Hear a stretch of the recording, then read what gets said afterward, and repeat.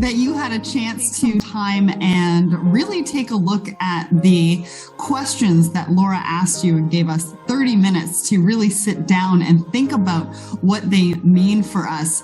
So in saying that, we are going to put up a poll for you. And the question that we have, what's the one thing we would do differently for your supply chain in 2030? So if we can get that poll up for you, and we want you to participate. The first option is design the supply chain. The second option is work on supply chain alignment. The third option, prepare for eco-labeling. And number 4 is build effective networks. Well, while we're waiting for you all to participate in the poll, Jonathan, what were your takeaways from this afternoon's discussions? Well, thanks, Sarah. It's great to be back on with you. And what an informative afternoon. We covered off a number of different topics. Eco-labeling was one of them. It started off with a really humorous video from John Oliver, who's a personal favorite of mine, which was both entertaining but also confronting. He talked through how big brands are now starting to get onto the sustainability bandwagon. A lot of them are looking to save the planet. He made a great analogy about Kit Kats and what they could do potentially to save the planet. And we can look at that, the use case that was behind that, which was about chocolate supply, and we can duplicate the same thing for coffee supply, which is what I'm heartily running on at the moment. Those sorts of things that we happily consume are going to be affected by a changing planet, changing climate, changing supply chains. And that John Oliver clip highlighted that companies are starting to realize this. And some insightful commentary from Lora that followed was that the companies who do this, who focus on this now, are doing it primarily for a reason to supply themselves or supply their customers with the commodities that they create. They're also turning to it because consumers are demanding transparency. And when you think about that paradigm shift from we just do things our own way, you don't really care about the products you consume, to what the new world is moving to, which is I'm actually really concerned about where it comes from. I'm concerned where it's sourced. I'm concerned what its CO2 footprint is as it moves. As we know, transportation has quite a large CO2 footprint in aggregate. When you look at those different factors, and Lora pointed this out really well, you can actually start to see that consumers are starting to drive some of those transparency shifts. That was a really interesting point. Lora highlighted that we're sitting now, it's the 30th anniversary of eco-labeling. Can you believe it? 30th anniversary. And you think about that, and I think we've got a trivia question that is going to come up shortly about the evolution of barcodes. When you look at eco-labeling and what that can do, it sits, and Lora pointed this out, it sits as something that's very important, but at the same time, it can't operate in isolation. And I think that's a theme that we're seeing across the conference. People are starting to see things holistically. They're starting to think about all those different components as they sit in totality, not just in isolation. And consumers are starting to drive the narrative. There's some really informative questions from the audience and observations from the audience, which we'll get into later. But I was really enthused by what was covered.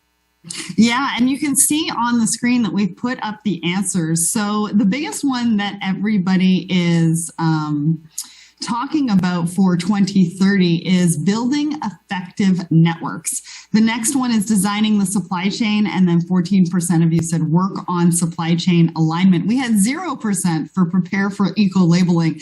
And I think that's because, probably like me, you've never really heard that before. And I was actually really surprised to hear, like you said, Jonathan, that we're in the 30th year and not much has been spoken about it. And so I'm really glad that Lora brought it up today. I think it's something that we do need to think about.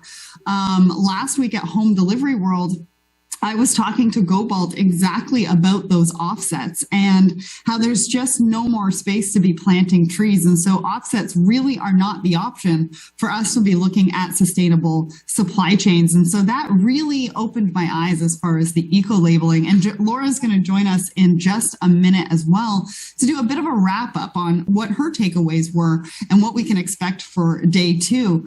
But then we also heard about NFTs. I mean, we can't ignore this one, right? Because customer experience is huge for success in the future of supply chain. And it's, supply chain is tied to many aspects of customer service, customer experience. So Jonathan, what did you think about this discussion around the NFTs and how we're looking to the future of customer service? Yeah, I mean, there's no doubt that customer service is central to how businesses operate. I heard someone say once, their business would be amazingly successful if only they didn't have to deal with customers, which is true. Airlines say that sometimes. If we didn't have passengers, we'd be on time all the time. So obviously customer service is a really, really critical part of how things function. However, the Web3 promise, as it's been described, we even saw this from the audience with a few participation questions and queries about what was presented. People are still struggling to reconcile how the Web3 concepts apply to their business. One commentator in the audience said, and I think it was an astute comment, they were struggling to work out how Web3 and all the various aspects of Web3 as they're generally talked about could apply to their business and how they could apply them in a sustainable way. Right. So what you've got is the business community querying whether or not Web3 can apply to them. There's no doubt that Web3 has sparked off a really great discussion about digitization and ushered in thoughts around the commercialization and the transformation processes that come with digitalization. But I think there's still a bit of a gray area about how NFTs and other Web3 concepts can be applied. And I think that's a healthy discussion to have because we want those technologies to be transformational. We just need to see how they fit in with how the businesses operate. Yeah, I was having my own discussions in the room that I'm in, and I was told today that I'm actually using blockchain by using, platforms like a DocuSign or like a Sign Now. So in various aspects, we are using different types of these technologies, whether we think about it or not. And so what do you think about that, Jonathan? Yeah, well, the thing that consumers are concerned about are not the same things that technologists are concerned about. And I think what you've just said there has highlighted that. Most customers don't sit there and think about the payment rails that their payments are going over when they go to a bank. All they think is, I want my money to go from A to B. Why does it take so long? Or why is there so many different costs involved, or so on? And so the customer experience has to be central. And then subsequent to the customer experience, the business use case has to be the driver of why that technology needs to be adopted. So in the case of DocuSign, I can almost guarantee that for the most part, they don't use blockchain to authenticate a lot of the things that they do, because what they've done as a company is they've centralized all of their activity. And in a legal sense, they're the ones who mediate those documents as they get signed backwards and forwards. It's a big responsibility. As we heard from Lora and others, blockchain adoption has been hampered by scaling issues. And so if you're a large company like DocuSign or other players, Dropbox or so on have been cited as other examples, it's very difficult to actually use that technology in a wide scale format. So there's a few use cases there that are still trying to find their feet.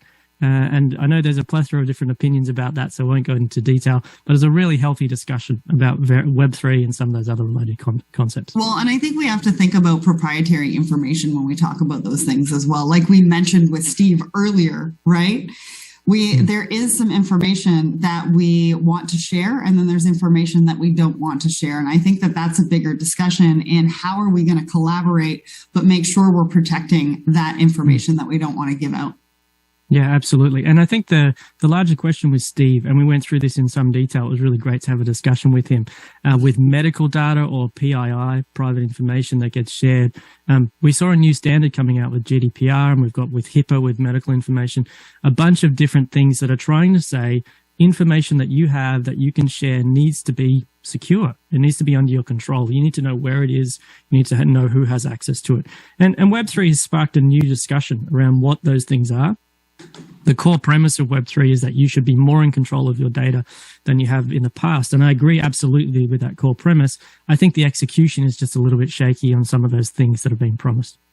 Yeah, and for the audience, we gave you about 30 minutes to think about some of those questions that Lora had asked you. What are the biggest challenges and what steps do we need to take? So feel free in the ask section to let us know what you came up with within those 30 minutes as to what you're looking forward to in 2030. Now, Jonathan, what did you think when you had some time to sort of reflect on what Supply Chain 2030 actually means for you? You're on the tech side of things. And so when you look to those 7.5 years in front of us, what do you think are the biggest challenges and what steps we need to take?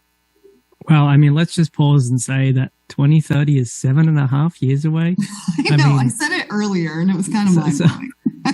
Someone said to me that, like, I think the Home Alone movies were produced in a year that, if spaced out evenly, was about the same time prior was the moon landing. And you're like, wow, as time moved on that quickly. So 2030 is going to be upon us before we know. And I think what we're seeing, and there's a few different prongs to this, but I think what we're seeing in the transformational sense is that people are becoming more aware. Information is being transmitted to a lot of different folk at an incredible speed. And so now more than ever, and perhaps this came into effect with Stucky Boy in the Suez, you have a boat that gets stuck, and all of a sudden everyone knows what the supply chain is. They understand that those boxes that were on boats they might have seen in stock images only are now front and center. Someone in the audience raised... Yes, that's exactly right. Where's my stuff was the refrain of 2021, right? But when we look at through 2022 through to 2030, how do we avoid certain bullwhip effects, certain types of ripples that we've seen in supply chain? One of the audience members used the phrase, the toilet paper effect. We have to avoid the toilet paper. And I think that's true. So when you get down to something that's a base level consumable, people are now more aware of that than ever before. Now, if they're more aware, they're likely to try and make conscious decisions. And so if you're a company and you're looking forward to 2030, you can't just sit on your laurels and think, I'm just going to wait for people to make a decision about this, and I hope the consumers don't know. I think the sad fact is, and Laura's been talking very specifically about how people don't really design their supply chains. I think by 2030, the people who have designed their supply chains, the people who've thought creatively about how climate change will alter the planet, the sort of companies, who are able to map out what the supply chains stand for, what they mean, how things are sourced ethically, all of those things, those are the companies that are going to come out on top. And I think history has told us on numerous occasions that if companies don't do that, if they don't evolve quickly, their competitors eat their lunch. And so if you look at a large company like Amazon, they can't actually afford to wait for these things to occur because other people will come along in a much more nimble fashion and just nibble away to start with, but then take huge chunks out of their company or out of their operations. We're seeing this with lots of different companies in lots of different sectors, and they have to evolve quickly in order to make progress. And so I think by 2030, it's going to be surprising to see who's around. Surprising to see what large companies are currently present, and surprising to see who started that conversation now, who's put it into practice now, and what has done to some of that theory that's then turned into practice. So I'm going to bring Lora in. We're not going to do the recap quite yet. I do want you to comment on some of the things that Jonathan and I have been going back and forth about. And then in about 3 minutes, we'll start that recap because we're going to go live to your LinkedIn page. How cool is that? Yeah, I know. I'm super excited about that. So talk to us about what you think of what Jonathan and I have been talking about so far and how we've really taken away from today. Yeah. Well, it's great to see you processing it. And my dream for 2030 is supply chain becomes business differentiation. We test and learn. It becomes a growth engine. It's no longer just about cost. It's about customer centricity, that we could use social tokens to understand how customers feel about our products. We could use NFTs for making sure our products have the chain of custody and the use case, whether it's, temperature, exposure for vegetables, etc. It's also my hope that we can spark a new generation of thinking of, which is what we need. Not technology for technology's sake and not functions for function's sake, but really we're here to serve customers. And we've got to work together in multi-tiers to do that. And, that buy-sell relationship is just not effective unless we can really embrace the whole multi-tier supply chain. Yeah, and we're really going to imagine tomorrow. Yes, right? We are expansively, baby. Put your ears and, pin them back because we're going to get into this. Right? Well, not only with the content for tomorrow, but even tomorrow night, right? Yeah. Going to the Smithsonian right. and really expanding our views and ideas on innovation. Right. I know we're going to talk a little bit about this tomorrow, but why are you so excited for that tomorrow? Well, because people, when they say innovation, think about product R&D, right?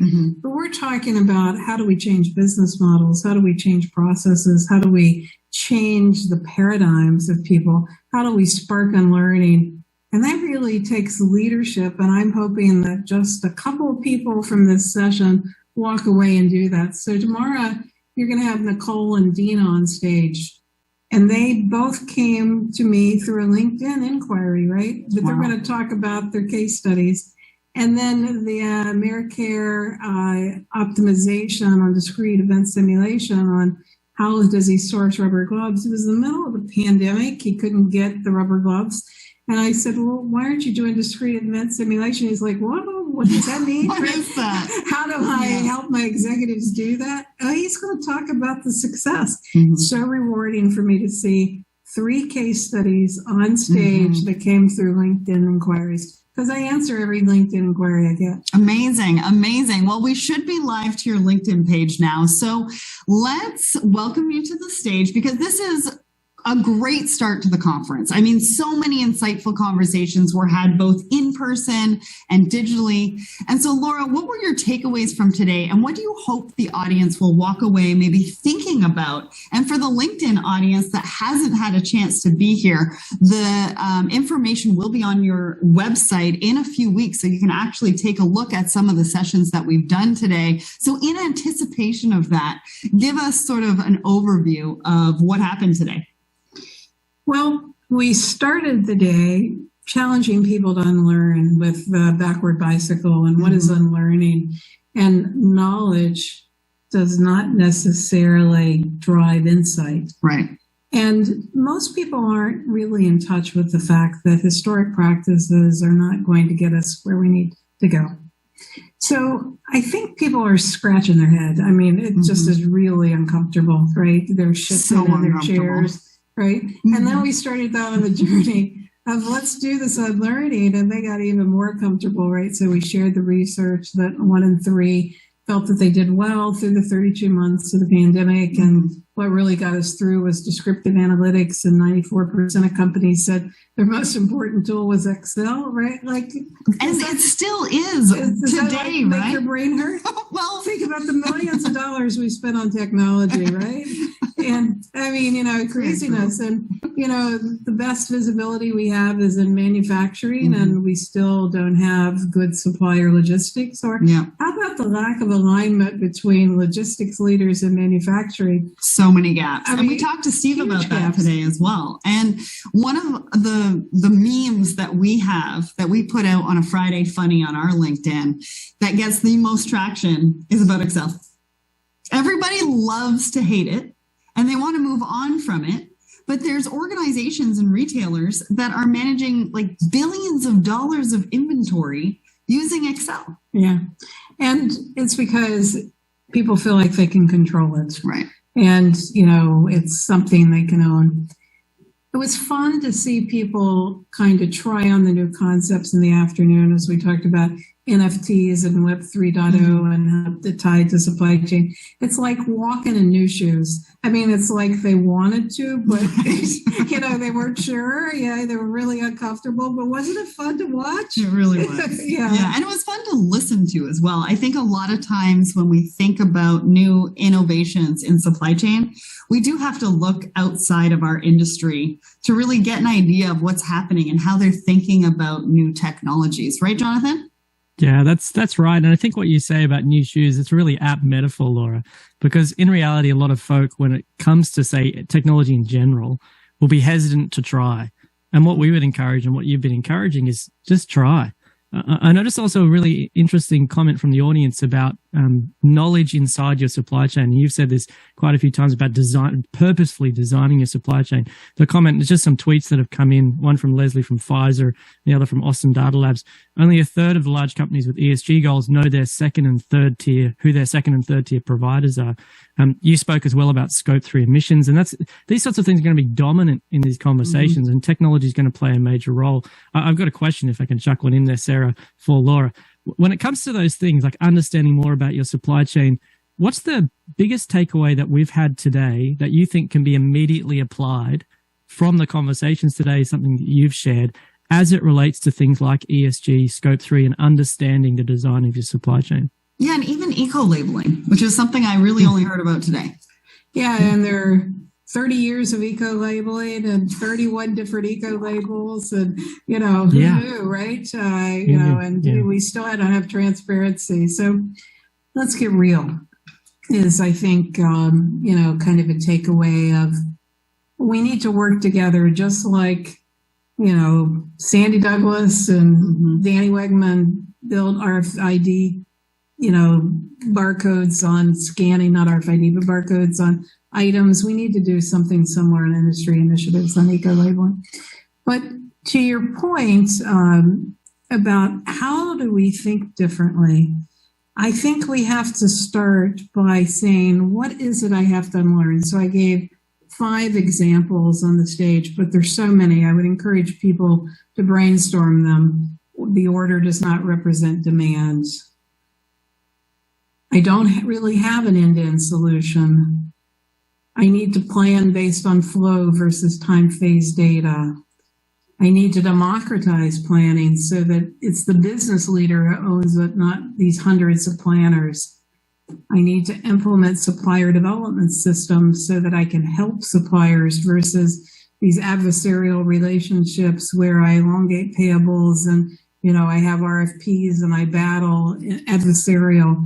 And so supplier development programs are one of the most important things, Jonathan, for us to really build for ESG, because audits don't work. Third-party audits are horrible. But supplier development groups that go to the field, understand the supplier, talk to the supplier, say, how can I help? How can I reduce the waste in the supply chain? How can I improve the greenhouse emissions is really, I think, one of the things we need to do. And only 28% of companies, based upon my research, have good supplier development efforts. And if you want to look at examples of companies that do that well, Lockheed Martin does it well, Johnson & Johnson does it well, Intel does it well, which are very structured teams for strategic suppliers, understands the shoes in which they walk in and how they can be a better trading partner. Yeah, really good observation. That was backed up from what Steve said earlier about supply chain resilience. Suddenly finding that all of your stuff is made in one area and a hurricane comes and takes out that area, or suddenly realizing that one place in Shanghai supplies all of the, whatever it might be, X-ray equipment or PPE, and then that gets locked down. What do you do? I think diversification is really key, as you've mentioned, but also just mapping it out. I love those 5 practical steps that you've just given there.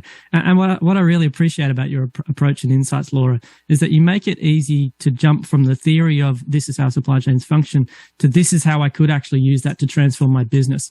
And I hope people listening along both to this live stream and to the conference can see how they can grab those bits of information and actually right now turn around to their exact supply chain, the manufacturing all the way through to distribution, and say, I can transform this if I just spend the time looking at it.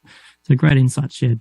Well, and that's a really good point. And I want to bring it back to the river of demand, because we watched and looked at the river of demand this morning. And when we were talking to Nicole and Lukash and Fred and Rapu, they were like, just get started.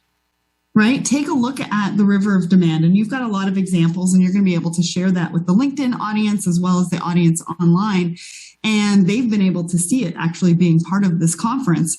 And it really goes to show when you're mapping things out and putting it into a river where those gaps are, those challenges and things like that. And I love that concept. Yeah, it's not about time phase data. It's about flow, and it's about use of the flow in a synchronized manner across role-specific optimization, role-specific visibility, and being able to go up and down the river and to minimize the eddies and the rocks as a team. I think about it like the weather. When I grew up in the mountains of West Virginia, we had rabbit ears on our TV, and they would say, well, it's going to rain next week. Well, we didn't know what day, right? But now I can see potential rain coming in, hurricanes, etc.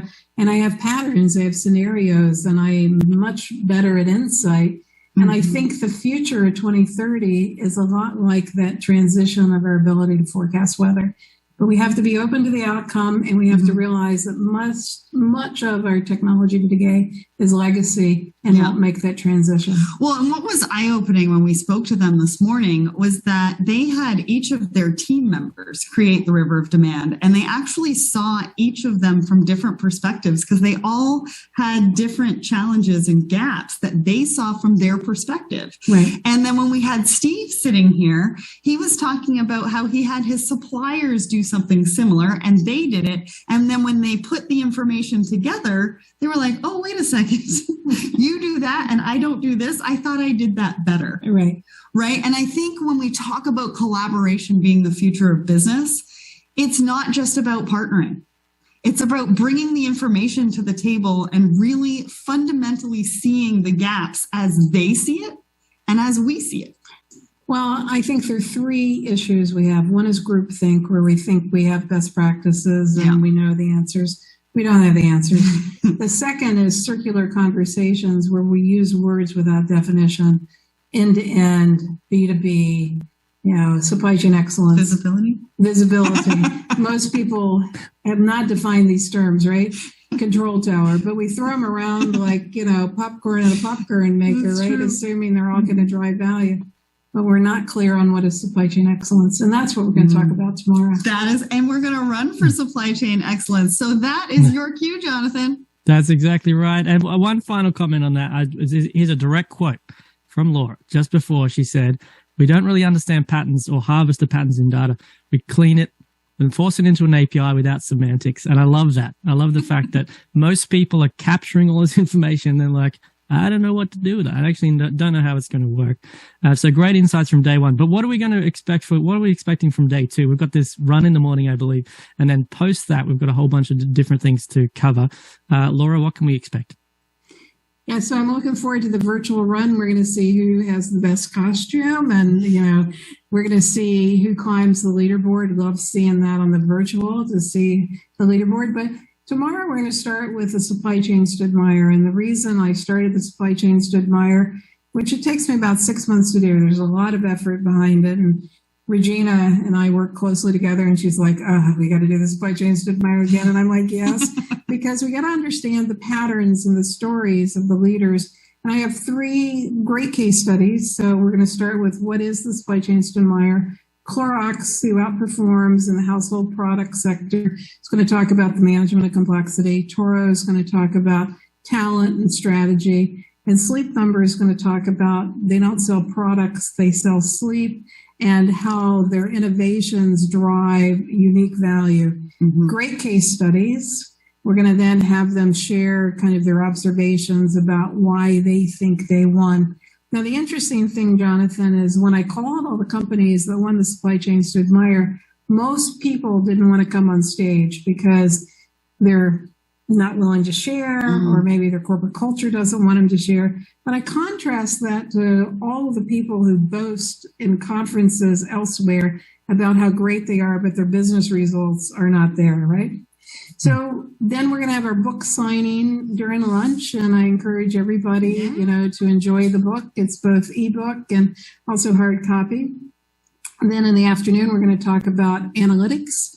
We've got a Western digital case study on using unstructured data and software robots to improve customer service, answering how quickly can I get information to my customer and how can I improve the reliability of customer service. Then I've got 2 case studies, one on discrete event simulation and one on what-if optimization on the design of the supply chain, how the visualization of the design helps executives to make better decisions. Right. Then we're going to release the results of Project Zebra in the afternoon of the testing we've been doing on outside-in processes, which are incredible results.